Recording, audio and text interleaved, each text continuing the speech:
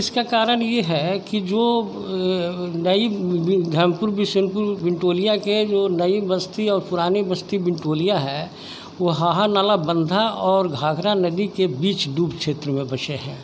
आज ये पूरा नदी का पुराना कोष रहा है। और यहाँ की ज़मीन जो है एकदम मिट्टी जो है एकदम बलुई मिट्टी है। थोड़ा सा पानी के दबाव से भरभरा करके पूरी मिट्टी का कटान होते रहता है। इसी कारण वहाँ पर थोड़ी सी संवेदनशीलता ज़्यादा रहती है। तो यूपीपीसीएल द्वारा जो ड्रेजिंग और चैनलाइजेशन की परियोजना थी, उसकी लागत 1234 लाख था। उसमें उनको अभी तक 2.5 करोड़ रुपये ही मिल पाए हैं। नमस्कार, मैं हूं रंजीत और आप लोग देखना शुरू कर दिए हैं जनगढ़ की आवाज़।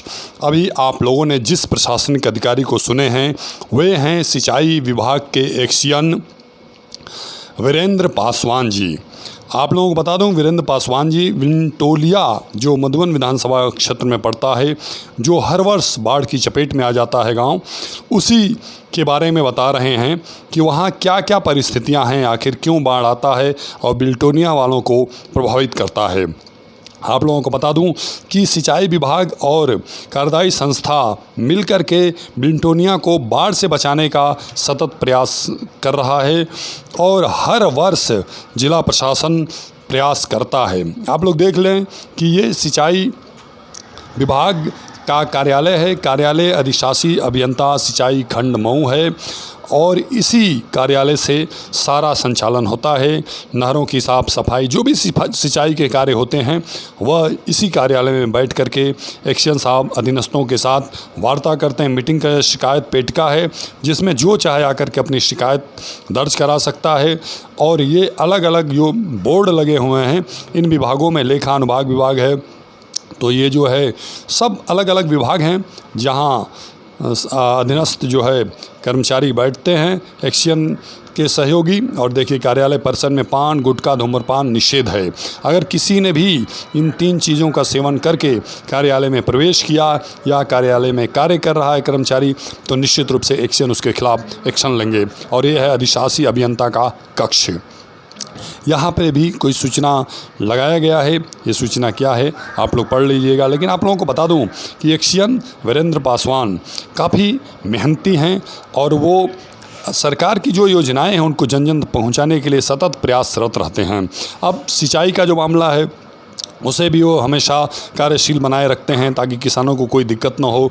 वहीं बिंटोलिया के बाढ़ का मामला निश्चित रूप से चिंताजनक है। हर वर्ष बाढ़ बिंटोलिया गांव को प्रभावित करता है। यह सिंचाई विभाग कार्यालय का परिसर है और इस परिसर में थोड़ी बहुत दिक्कतें दिख रही हैं साफ़ सफाई की। तो वो एक्शन साहब इस वीडियो को देखने के बाद वो साफ़ सफाई का प्रयास करेंगे कि कम से कम वहाँ तक तो साफ़ सफाई हो जो इसका परिसर है। अब आप लोग सुने एक्शन साहब को विस्तार से। ये जो बिंटोलिया है जहाँ पे हर वर्ष बाढ़ आती है और वहाँ के जो लोग निवासी हैं वो लोग काफ़ी परेशान होते हैं। वो आपदा के एक तरह से बाढ़ आपदा के शिकार हो जाते हैं। प्रशासन काफ़ी मेहनत करता है, उनकी सुरक्षा के लिए सरकार तत्पर रहती है। तो क्या है बिंटोलिया के स्थान की कहानी, क्यों ऐसी परिस्थितियाँ बार बार आती हैं? विगत 3 सालों से ये घाघरा नदी का जो मुख्य धारा है वो घाघरा नदी के दाएं तट से दबाव बनाते हुए प्रभावित होती है। और पूरी मुख्य धारा जो है वो दाहिने तट पर परिवर्तित हो गई है। इस धारा को दबाव बना करके प्रवाहित होने के कारण बिंटोलिया, धर्मपुर बिशनपुर बिंटोलिया के ग्राम नई बस्ती, पुरानी बस्ती बिंटोलिया में कटान होती है। इस कटान के कारण आबादी भी काफ़ी प्रभावित हो रही है। इसको रोकथाम के लिए यूपीपीसीएल द्वारा विगत वर्ष ड्रेजिंग द्वारा चैनलाइजेशन की परियोजना का और एक स्क्रीनिंग का भी कार्य किया गया था ताकि पानी जो है नदी का उस चैनल से डाइवर्ट होते हुए परिवर्तित हो और नदी की मुख्य धारा दाएं से बाएं की तरफ मुड़ने का प्रयास किया गया था। जब नदी का जल स्तर कम था तो घाघरा नदी का पूरा पानी जो है उसके चैनल के थ्रू प्रवाहित हो रहा था और बाएं साइड में कटान भी हो रहे थे जो पॉजिटिव था। लेकिन जब नदी का जल स्तर ज़्यादा बढ़ गया, डिस्चार्ज ज़्यादा हो गया, तो पानी पूरा सेक्शन में, नदी के सेक्शन में प्रवाहित हो रहा है और वो पूर्व की भांति पुनः वो दाएं तट पर दबाव बनाती हुई और कटान करती हुई प्रवाहित हो रही है। इस सरकार द्वारा, विभाग द्वारा उसको धारा को परिवर्तित करने के लिए पूरा प्रयास किया गया है। आगे भी इसमें अन्य परियोजनाएँ बना करके उसको रोकने का प्रयास किया जाएगा। हम लोग बिनटोलिया के लोगों को जिनका घर कटान के चपेट में आ गया है, जिला प्रशासन द्वारा निरंतर उनको विस्थापित कर सुरक्षित स्थानों पर ये पहुंचाया जा रहा है। बिनटोलिया में कितने घर उस बाढ़ के चपेट में हैं?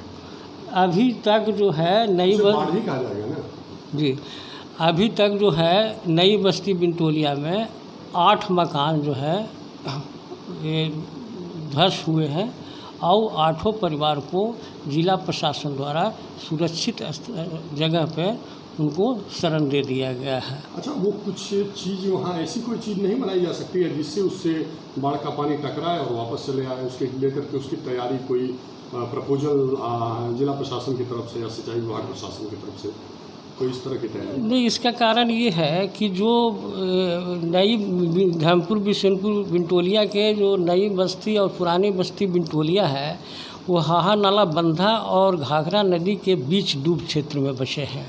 आज ये पूरा नदी का पुराना कोष रहा है और यहाँ की ज़मीन जो है एकदम मिट्टी जो है एकदम बलुई मिट्टी है। थोड़ा सा पानी के दबाव से भरभरा करके पूरी मिट्टी का कटान होते रहता है। इसी कारण वहाँ पर थोड़ी सी संवेदनशीलता ज़्यादा रहती है। इसके लिए कुछ सिंचाई विभाग द्वारा कुछ और भी परियोजना बनाने की कोशिश की जा रही है। और लोगों की सुरक्षा के दृष्टिकोण से वहाँ क्या तैयारियाँ की गई हैं? वो उन लोगों की सुरक्षा के दृष्टिकोण से जिला प्रशासन द्वारा हर तरह की सुविधा मुहैया की जा रही है। जैसे जिनका घर चपेट में आ गया है उनको सुरक्षित स्थानों पर विस्थापित किया जा रहा है। उन सारी व्यवस्था भी जिला प्रशासन के द्वारा होता है। अच्छा, इस समय क्या स्थिति है बाढ़ की? बाढ़ का रेशियो बढ़ रहा है कि बारिश न होने के कारण अभी रुका हुआ है, उसी पे ठहरा हुआ है, नदी कटाव कर रही है? घाघरा नदी का जो जल है वो उसका मेन जो है उत्तराखंड और नेपाल के पानी से ही आता है। जब उत्तराखंड और नेपाल में बारिश होती है तो घाघरा नदी का जल स्तर बढ़ना शुरू हो जाता है। हाँ, अगर मऊ में बारिश नहीं भी होती है लेकिन उत्तराखंड और नेपाल में बारिश होती है तो वही पानी जो है बाढ़ के रूप में विकराल धारण करते हुए घाघरा नदी में आता है और उसी से दिक्कत होती है। अच्छा, ये पूर्व की बसपा सरकार में भी इस बिल्टोनिया की कहानी को लेकर के, वहाँ के लोगों की पीड़ा को लेकर के, जो वहाँ की परिस्थितियाँ थी उसको लेकर क्या तैयारियाँ की गई? अब उस समय तो मैं था नहीं, लेकिन उस समय ये हुआ था कि एक आश्वासन चल रहा है। उस आश्वासन के तहत ये था कि यहाँ के लोगों को विस्थापित कर दिया जाए। तो फिर वो सफल क्यों नहीं हुआ? क्रिया में क्यों नहीं आया? उसको अमलजामा क्यों नहीं बनाया गया? अब उसके लिए कोशिश की जा रही थी, उस समय भी कोशिश किया गया था जिला प्रशासन के स्तर से, हाँ, लेकिन पब्लिक वहाँ से विस्थापित होने के लिए अभिरुचि नहीं ले रही है।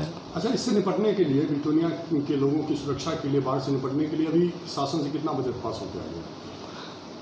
वो जो यूपीपीसीएल द्वारा जो ड्रेजिंग और चैनलाइजेशन की परियोजना थी उसकी लागत 1234 लाख था। उसमें उनको अभी तक 2.5 करोड़ रुपये ही मिल पाए हैं।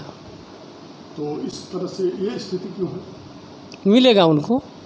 अच्छा, सब कुछ वही देखेंगे वो जो है जो ड्रेजिंग की परियोजना जो होती है, ड्रेजिंग चैनलाइजेशन का जो कार्य होता है वो मैकेनिकल इंजीनियर करते हैं। तो सिंचाई विभाग के द्वारा जो कार्य किया जाता है उसके लिए बजट कहाँ से आता है? उसके लिए भी बजट शासन से मिलता है। अच्छा, तो उसके लिए बजट कोई अवेलेबल हुआ है? नहीं, उसके लिए कोई हमारी परियोजना तो है नहीं वहाँ पर। इसलिए परियोजना नहीं है तो बजट का कोई तो प्रावधान है नहीं। तो देख रेख ही करने की जिम्मेदारी? जी। उसमें मेन जो है कि ये था कि जो यूपीपीसीएल द्वारा जो ड्रेजिंग एंड चैनलाइजेशन की परियोजना पर जो काज कराया गया उससे ये था कि धारा मुड़ जाने पर पर कटान से निजात मिल सकते थे। इसी उद्देश्य से वे कार्य कराए गए थे। अच्छा, तो क्या बिल्टोनिया के लोगों से क्या अपील करना चाहते हैं? और वो जो है बाढ़ अचानक आती है या किसी तरह की परिस्थिति आती है तो प्रारंभिक रूप से वो क्या तैयारी रखें, क्या सावधानियाँ? नहीं, उसमें ये है कि अगर ये प्राकृतिक आपदा है, अगर वो नदी की धारा से कटान के कारण किसी का घर जब डैमेज होता है, क्षतिग्रस्त होता है, उसके पहले ही जिला प्रशासन द्वारा उस परिवार को दूसरे जगह बहुत ही सुरक्षित जगह पर बहुत ही सही तरीके से उनको शिफ्ट किया जा रहा है। ठीक है, बहुत बहुत धन्यवाद। Thank you. अभी आप लोगों ने सिंचाई विभाग के एक्सीएन साहब को सुना। उन्होंने कहा सारी तैयारियां प्रशासन ने कर लिया है और किसी भी कीमत पे बिल्टोनिया वालों को कोई कष्ट नहीं पहुंचने दिया जाएगा।